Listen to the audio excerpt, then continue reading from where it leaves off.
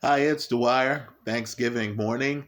Before I get with the family, let's talk about some lines. Let's talk about a big fight, the rematch, Chantelle Cameron against Katie Taylor. Happy Thanksgiving to everyone. But first, remember, the opinion you should follow should be your own. Just consider this video to be a second opinion from a complete stranger online. Now, I like the favorite. I like Chantelle Cameron in this fight.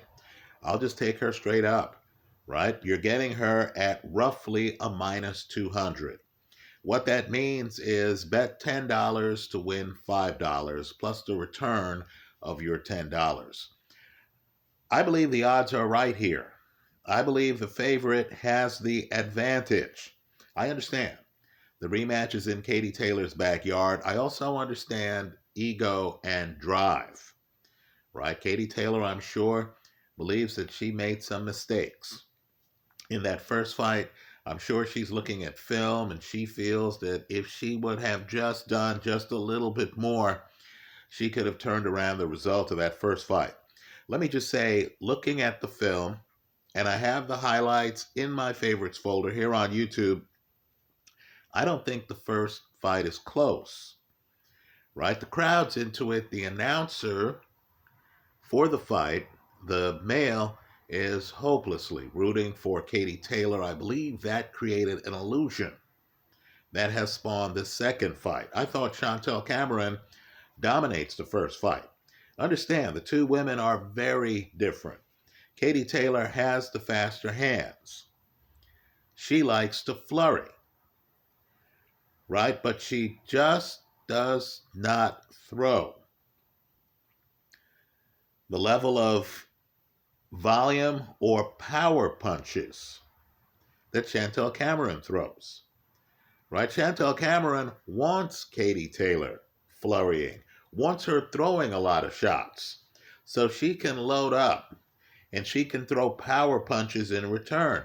The power punch gap is simply too big here. Understand, it's not the efficiency of the landed power punches. It's just the fact that you have one person throwing a lot of quick flurries.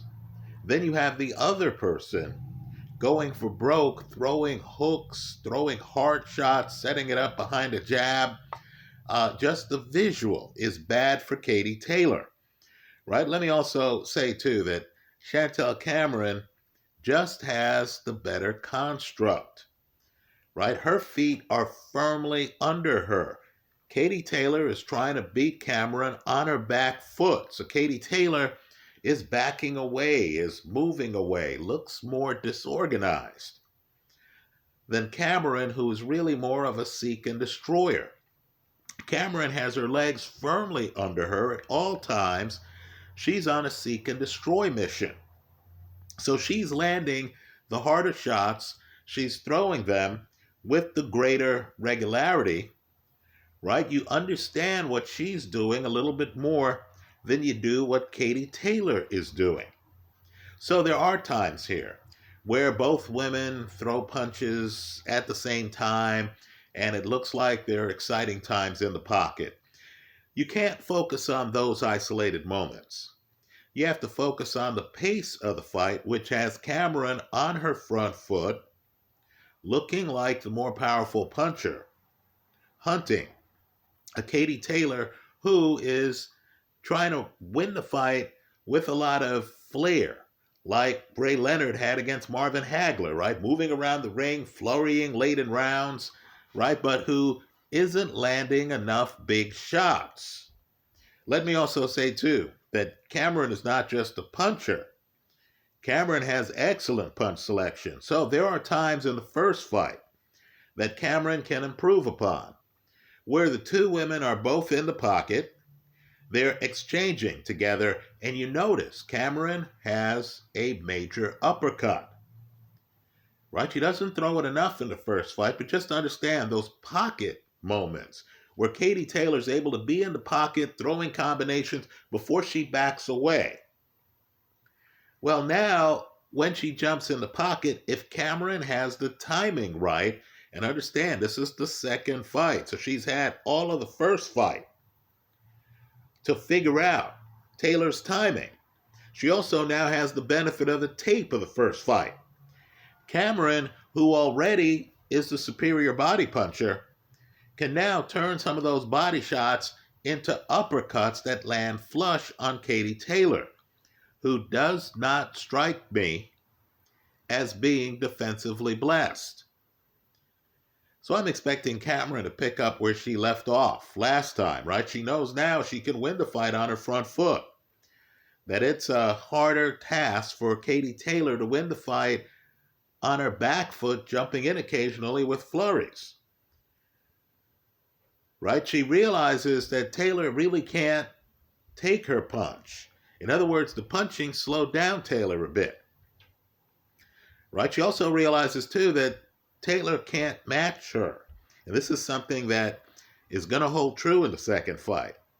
In the volume of heavy punches. Right? Because understand, you have to just stamina-wise be prepared to use the extra stamina to throw the greater number of power shots.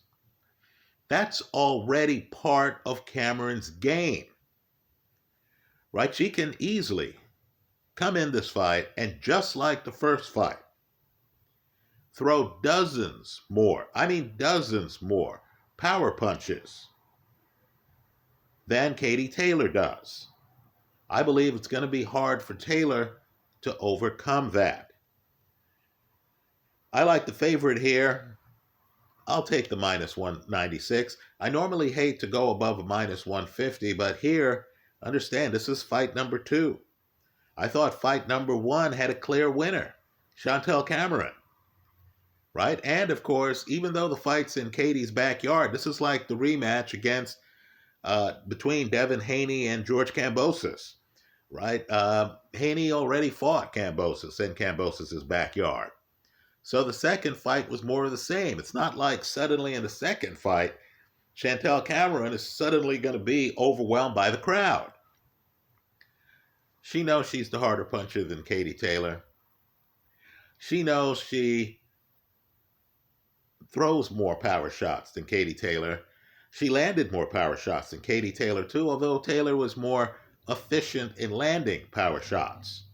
Right? Let's just say that efficiency doesn't offset the advantage Cameron has in just being able to apply more pressure consistently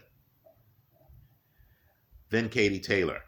I like the favorite here, Chantelle Cameron, at a minus 196. I'd pay a minus 200.